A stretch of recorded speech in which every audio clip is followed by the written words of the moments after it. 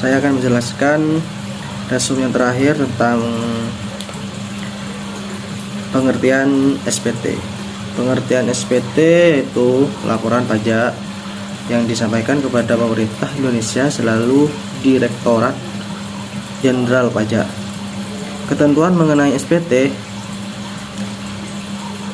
diatur dalam Undang-Undang Nomor 28 Tahun 2007 tentang ketentuan umum dan tata cara perpajakan. Fungsi SPT itu ada 3. Yang pertama, melaporkan pelunasan atau pembayaran pajak yang sudah dilakukan, baik secara personal maupun melalui pemotongan penghasilan dari perusahaan dalam jangka waktu 1 tahun. Melaporkan harta benda yang dimiliki di luar penghasilan tetap dari pekerjaan utama. Dan terakhir, melaporkan penghasilan lainnya yang termasuk ke dalam kategori objek pajak maupun bukan objek pajak. Jenis SPT yaitu ada 2. Yang pertama, SPT tahunan merupakan laporan pajak yang disampaikan 1 tahun sekali atau tahunan, baik oleh wajib pajak badan maupun wajib pajak pribadi,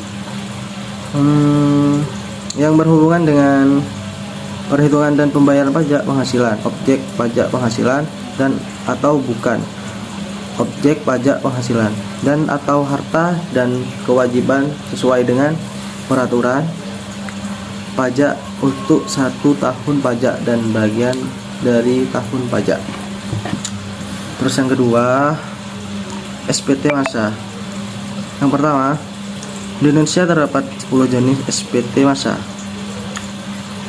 SPT masa tersebut dinamakan berdasarkan nomor pasal di mana aturan pajak tersebut diatur.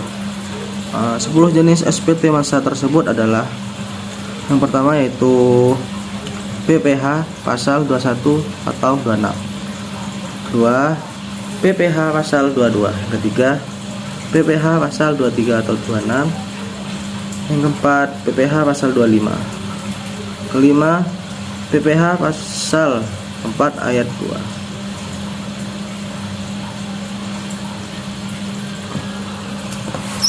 Tata cara penyelesaian batas waktu penyampaian SPT. Yang pertama itu tempat penyetoran. Setelah itu kantor pos atau bank persepsi yang telah ditunjuk menggunakan surat setoran pajak atau SSP.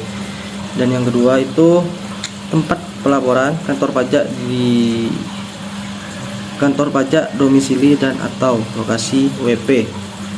Disampaikan dengan cara pertama itu langsung ke KPP, dan yang kedua itu dikirim melalui kantor pos atau kurir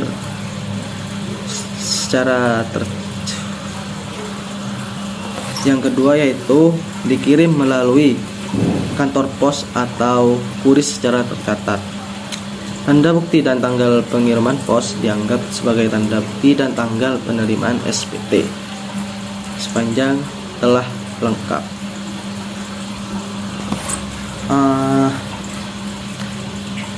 Batas akhir untuk SPT tahunan PPh, WP, OP. Batas waktu pelaporan SPT-nya adalah paling lama 3 bulan setelah akhir tahun pajak. Tahun pajak adalah jangka waktu 1 tahun kalender, yaitu berakhir pada bulan Desember, sehingga batas waktu penyampaian SPT-nya maksimal tanggal 31 Maret tahun berikutnya. Kecuali jika WP menggunakan tahun buku yang tidak sama dengan tahun kalender.